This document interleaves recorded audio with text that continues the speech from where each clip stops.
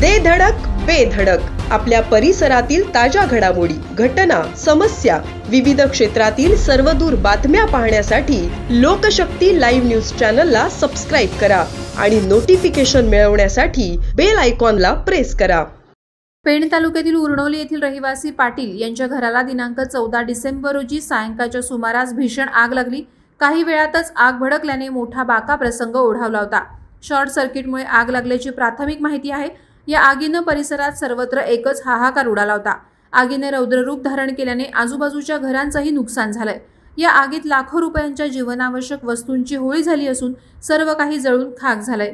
ग्रामस्थांनी आगीवर नियंत्रण मिळवण्याचे शर्थीचे प्रयत्न केले, तसंच अग्निशमन दल आणि दादर सागरी पोलीस कर्मचाऱ्यांना पाचारण करण्यात आलं। अग्निशमन दलाच्या जवानांना आगीवर नियंत्रण मिळवण्यास यश आलं, मात्र तोपर्यंत संपूर्ण घर उद्ध्वस्त झालं होतं। लोकशक्ती लाईव्हसाठी किरण बांधणकर, पेण।